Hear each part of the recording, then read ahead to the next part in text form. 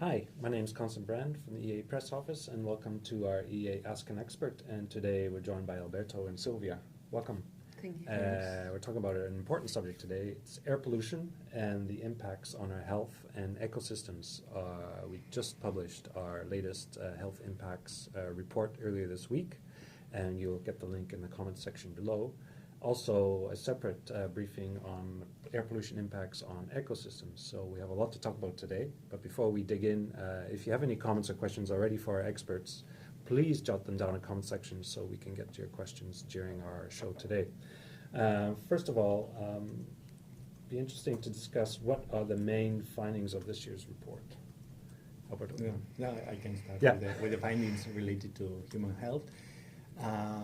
We have seen that air pollution is still a main issue in terms of health.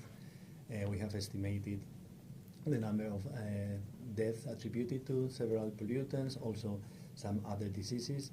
And we can see that we are improving also because we have decreased the concentrations of the main air pollutants, so the impacts are also decreasing. But still we can see, for instance, for when it comes to fine particulate matter, more than 200,000 deaths per year. So this is the bad news. The good news is that these deaths can be preventable. So if we act, if we reduce further the concentrations, if we improve further the air quality, we can prevent these deaths. Mm-hmm. Can you briefly explain what we mean by premature deaths or attributable deaths, as we mentioned? Well, yeah, these are the deaths that can be statistically attributed to a health risk, which in this case is air pollution. So when we are exposed to air pollution, these pollutants have an impact on our health through several mechanisms. So we can estimate this relation, this cause relation between the exposure and the impact, the effect. So this is when we say that are attributable. So to estimate them, we need first of all, to know the total mortality, so the number of deaths that have occurred in a certain country or in a certain region, and then we attribute part of these deaths to this risk, in this case, air pollution. Okay. Perhaps be interested to know what are the key three air pollutants we monitor here. We estimate the impacts for fine particulate matter, ozone, and nitrogen dioxide. It's important to highlight again that we cannot just add the results for the three pollutants, because in some cases they act in the same way. So if we just add the results, we are overestimating and double counting the effects. And we consider these three pollutants because these are the most important in terms of impacts on health, and also is the ones for which we have more scientific evidence. So there are more studies, epidemiological studies, linking this exposure with these effects. Okay, great. We'll just get to the other report as well, just quickly now, but we'll dig back into it. Sylvia, perhaps people might not be aware of the air pollution impacts on our ecosystems as much as on our health, because it's not as noticeable, perhaps. Can you explain a bit the findings of that report? Yes, in our report we evaluate how air pollution also affects ecosystem, because depending on the pollutant we can also see, like for example, nitrogen deposition can affect terrestrial and aquatic ecosystem by increasing the loads of nitrogen, and we can see that more than 70% still of the terrestrial ecosystem in Europe are over the critical load, so about the amount that the ecosystem can take without damaging it. And also we have estimated the ozone damage that is produced to crops. In this briefing we focus into wheat and potato losses, which is very significant, and it's calculated that in 2022 like 1.3 billion euros were lost due to the wheat losses in crops. Wow. Related to the ozone exposure. That's quite a lot. Yeah, it is. Yeah. And do you know what exactly ozone does to our bodies and to ecosystems? Yes, I mean, ozone affects the photosynthesis in the plants, so it reduces their growth and it damages the plant, and also it makes me them more vulnerable to pests or diseases, and also can affect biodiversity and ecosystem in general. Okay, yeah. So air pollution is still a big problem in Europe, basically, but some progress, improvement. Again, if you have comments or questions, please jot them down, and hopefully we'll get to them during our short time today. Alberto, perhaps you can explain a bit. We have two key figures in the report on attributable deaths, one bigger than the other. Can you explain what they both are? 270 and almost 240,000 premature deaths. One is for the EU and one is for Europe. Yeah, because we estimate the impacts at national level and then we aggregate them for. So we have, when it comes to fine particulate matter, that's still, out of the three, is still the most important. We have 239,000 deaths attributed to exposure to this pollutant in the European Union, and we have 269,000 attributed in the 40 countries that are considered in our analysis. So the whole EEA country membership? Yeah, the EEA countries, but also the cooperating countries, which are the Western Balkans, 3 microstates, Andorra, San Marino, and Malta. So we make a very comprehensive study, and we consider because we work with maps, so we have concentrations for all. I mean, we have all Europe covered by the concentration maps, so we can estimate these impacts. I guess an important question is, how do we collect this data for reports? Yeah, well, the data, the concentration data, the data that are measured at the stations are reported by our member countries and other cooperating countries. So we know the concentrations that are in the air, and then we relate on other data from Eurostat, which is the statistic office in the European Union. So we collect data, as I said before, on mortality, so total mortality. We also collect data, demographic data, the total population, the distributed by gender, by age. We collect data on the different diseases, because we are talking now about mortality, and this means all natural causes mortality, so everything that is a natural death, that is not accidental, but we also estimate related to specific diseases, like for instance lung cancer, stroke, or diabetes. So we need this data on these specific diseases. Yeah. And then we collect all of them, we work in our system, and we come out with these numbers. Okay. Getting back to the ecosystems, if we can, just a little bit. What are the main sources of the pollutants that on the impacts on the ecosystems? Yeah, it depends on the pollutant, but for example, for nitrogen, the main sources are agriculture, because we have the ammonia, and combustion processes for the NOx, the nitrogen oxides. And for example, for SO2, that we account in the briefing as the acidification, is mainly the energy production. And for heavy metals, it's also the industry. And the thing about ozone is that it's not a primary form or emitted pollutant, but it's a secondary pollutant. So it is formed in the atmosphere in the presence of sunlight, depending on the concentration of the precursors that mainly are NOx, and volatile organic compounds that are organic compounds also coming from industry and road transport. Okay, and of course we offer the European view, but there's also country profiles that we make. So perhaps you talk a little bit about the country profiles that we have in the reports. Yeah, I mean, we present also information at country level on concentrations, emission of the main pollutants, and the health impacts.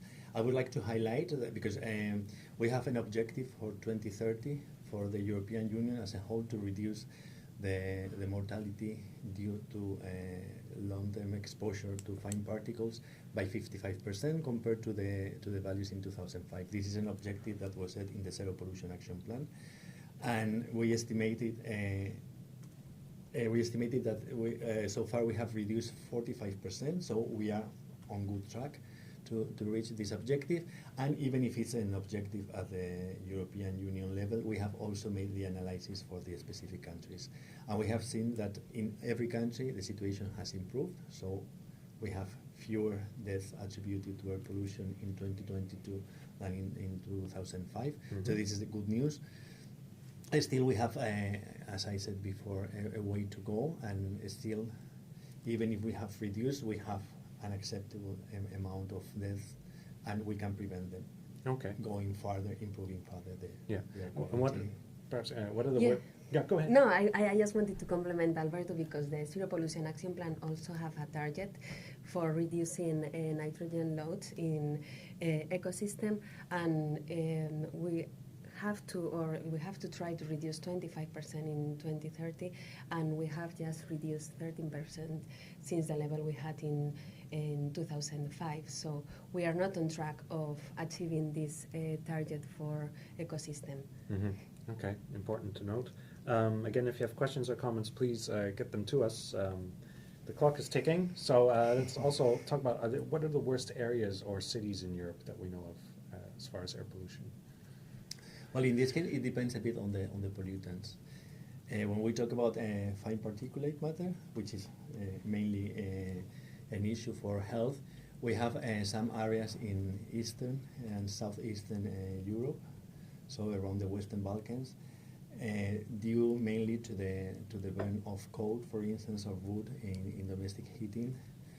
And if we consider nitrogen dioxide, which is a pollutant that comes mainly from traffic, the highest concentrations are found in the biggest cities and the more trafficked cities. So you can think of Milan, Berlin, Madrid, Ankara, Athens.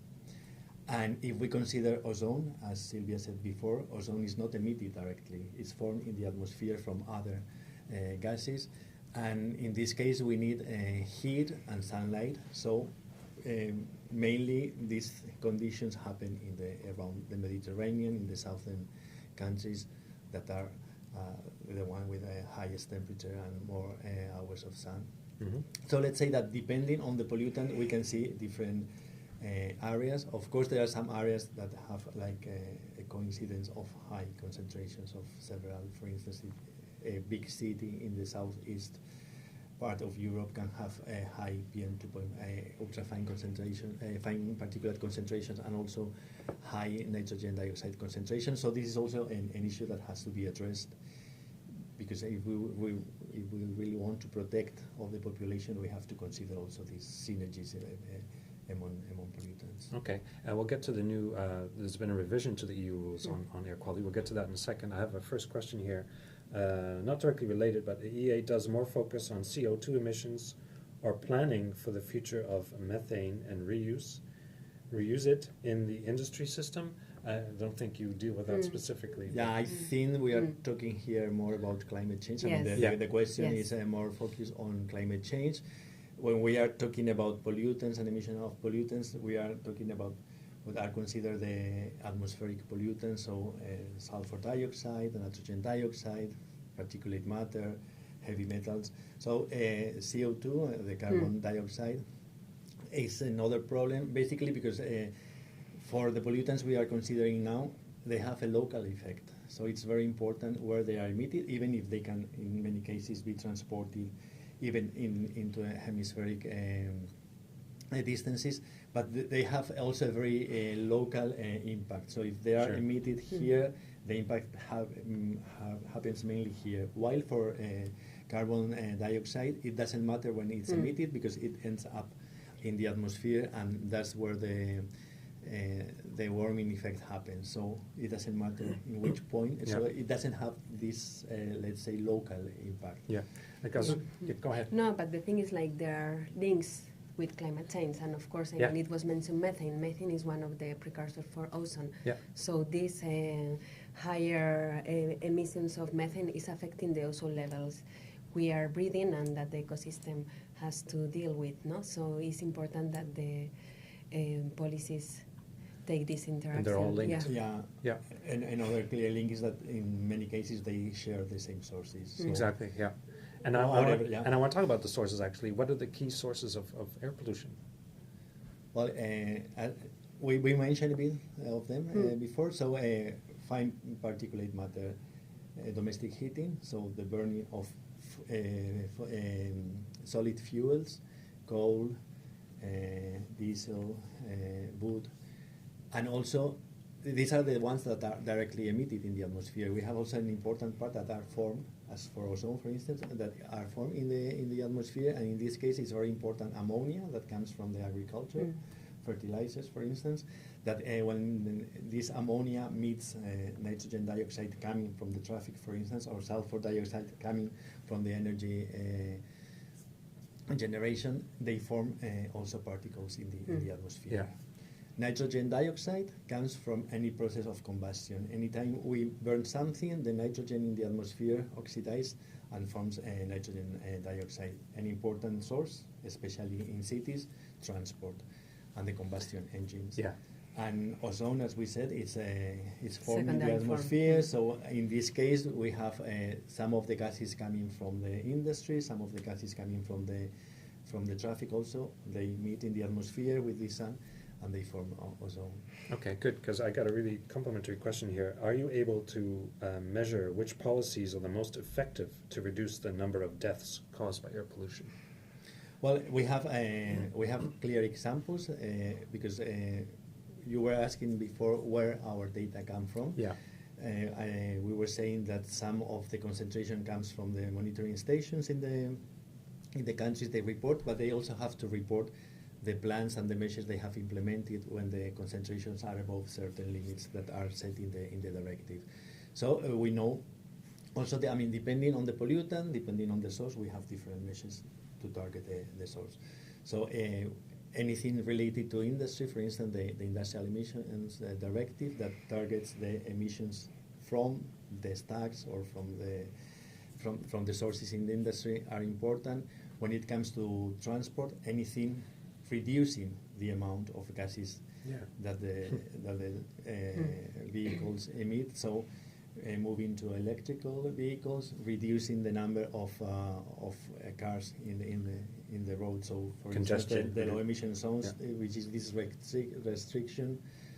Zones where the access of some vehicles are restricted. So in this way, we don't have so many vehicles emitting. The change to public transport, quality public transport, meaning electric public transport, or use of gas instead of diesel to move the transport. When it comes to the residential heating that we saw, it was one of the main sources for fine particles, moving to gas instead of coal, have certified boilers, certified fuels in boilers, district heating instead of everyone heating burning in their own boil to have a bigger one. So there are a lot of measures that we know are effective. Yeah. There's a lot going on that front. For another episode, perhaps. More questions coming in. Thanks. Just wanted to note quickly, we have a lot of data viewers, including cities, how they're doing. So we have a city data viewer on air quality. We have an air quality index as well. And we'll hopefully get the links to you so you can check out almost real time what the quality is, air quality is, where you are, where you live. Yeah. So we'll get back to the questions in a second, but I just want to talk about, because the EU rules have changed, and actually they changed on Tuesday. We have updated air quality directive legislation in place across the EU. Can you explain a bit yes, the changes? The revised air quality directive entered into force on Tuesday. Yeah. And the main change is that the air quality standard has been reduced significantly, in most cases almost by half. So this doesn't mean that we have still air quality standards that are in line with the World Health Organization guidelines value, that are the values which are meant to protect our health. So we are still not there, but the values has been reduced a lot. Also, the number of monitoring stations that has to be in place has been increased. Another important step forward is that some emerging pollutants are going to be measured. So we are going to have data here at the EEA about ultrafine particles or black carbon that have an impact on health, but we still don't have data. No? Okay. So we are moving forward to to these new measurements, and also because the limit value has been reduced, also the member state will have the obligation to do more air quality plans, more measures to reduce these emissions, so the air quality levels will be better. About the measures you were Yes. talking about. And there is also like a new article regarding the compensation when damage is produced to the citizen health due to air pollution. This is a novelty in this directive, so this will bring also more security to citizens in the impacts of air pollution. Thanks for the little summary. We have another question here. We have a question here. Let me see if I got the right one. Monitoring and modal shift seem to be main topics, but not much on mitigation to deal with problem short-term action plans. We are keen to know how mitigation solutions can be employed or promoted. Mitigation, we talked a little bit about solutions. Because the measures I was mentioning are targeted to reduce the long-term concentrations. These short-term action plans happen when we have suddenly an episode of high concentrations that maybe can last for 1 or 2 days. So also in the legislation, there's the obligation to implement measures to reduce the duration of these episodes. The thing is that sometimes, for instance, if we are talking about ozone, and we were mentioning that to produce ozone we need other gases, so gases coming from traffic or gases coming from industry. Sometimes when you want to cut the emissions, maybe it's too late because we already had emissions in the previous 2 days. They are already in the atmosphere. They are interacting to among them, and then we have high concentrations of ozone. So this is also recognized in the legislation, and for instance, in this case of ozone, the measures have to be taken only when it's a certitude that they will have an impact, because as I said, sometimes maybe it's too late. You were mentioning before the air quality index and our viewers, so this is a good way of keeping track of the concentrations, as you said, almost on real time, and this is also a good way of keeping track of the possible episodes of very high concentrations. Okay, we have another question here. How can nature-based solutions such as urban forests, green roofs, wetlands be strategically implemented in high polluted urban areas to not only reduce air pollution but also enhance biodiversity, public health, and climate resilience? Interesting. Interesting, and these are really very good solutions because, as mentioned also in the question, they have synergies with other fields, so they can reduce noise, they can improve the air quality, the biodiversity, the well-being. We know also that, for instance, in mental health, the access to green spaces it has a positive impact. So the question is how to implement them, or what impact can they have? I mean, obviously, have we measured that at all? Is it measurable? We have some briefings, I think, about the impact of these measures. We have also an urban atlas where you can see different environmental risks, noise, pollution. You can also see how far your location is from these green spaces that we were talking as places, especially for the mental health. Also, if we have, for instance, more green spaces, people are more physically active, so it also improves our health because we we feel that we could go and exercise, run, walk.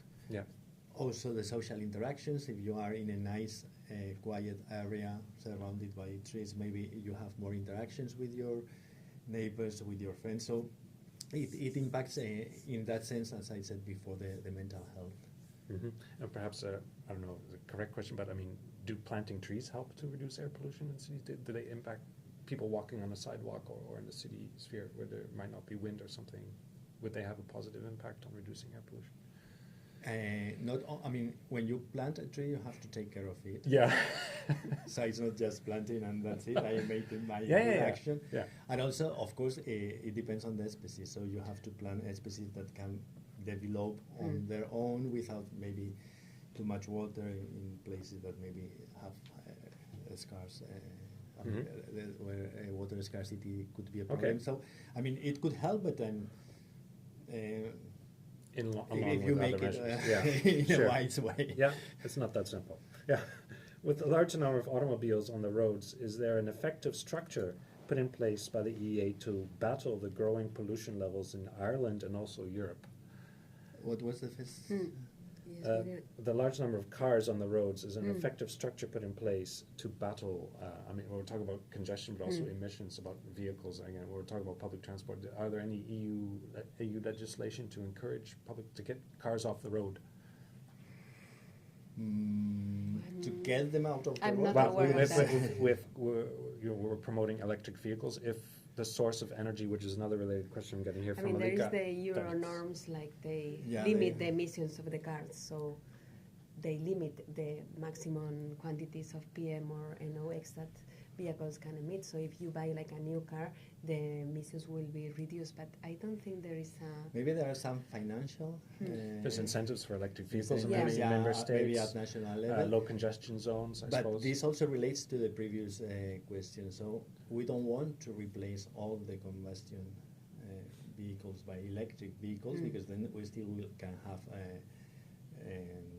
jams. We can still have a lot of urban and space pollution taken by the We still have the due to congestion tires problem. and, yeah, pollution And coming tire from the pollution. tire, Tires, yes. from the asphalt wear. So what we were talking before, these urban solutions or Yeah. nature-based solutions are better in the sense that even if you have an electric vehicle, you are using it, so you are not walking, you are not interacting with your neighbors, you are not exercising yourself. So it's part of the solution, of course, and now here we are talking about urban areas, but we also have maybe people living in rural areas dispersed that they really need to have a car. In that case, Sure. of course, it's better to have an electric Yeah. vehicle than a combustion vehicle. But in the city still, if we have the same amount of cars that we have now, even if they are electric, we are still Yeah. dealing with this issue of Congestion. how we use the Yeah. public space. And a follow-up question, which we won't get into too much, but the source of electric vehicle, the energy to power these electric vehicles, it must obviously should come Yeah. from renewable source, Yeah. energy Yeah. sources. Of course. Yeah. That's We're running out of time, so if you have any last questions, please get them into us. Perhaps we could talk a little bit what the new year holds on your front on air pollution. What new reports, what new work are you working on?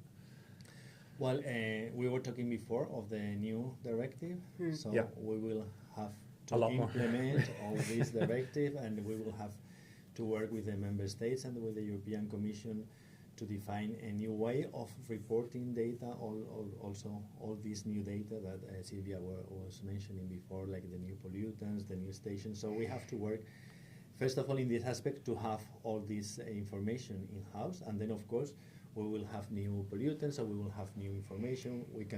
This can facilitate new assessments.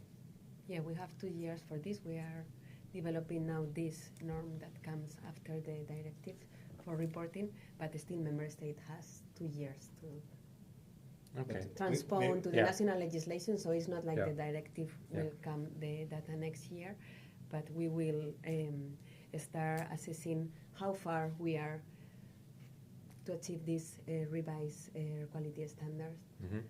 And we come up with the same health impacts report next year. And Yeah, what else are we working this is on? a yearly series, so we produce every year a briefing when we analyze the situation in terms of concentrations, that it can normally end of March, and then we need more time to make all the calculations I was mentioning before, and we will come with a new assessment of the health impact. Yeah. But we have some other products. maybe Yeah, we are information. working as well on specific sources of air pollution as ports and airports. So we are planning to publish briefing On that next year. next year or the Great. following one. Yes. Well, that'll be interesting Yeah. as well. Great. I'm afraid that's all the time we have for today. Thank you, Alberto and Sylvia, for updating us on this year's report. All the links should be in the comment section on the report, the briefings, and also the data viewers, which are quite useful. And if you want to check out the air quality where you live right now, you can click on that link and check out there's also an app for that as well. So look for it if you find it. Thank you again for joining us, and we'll see you next time.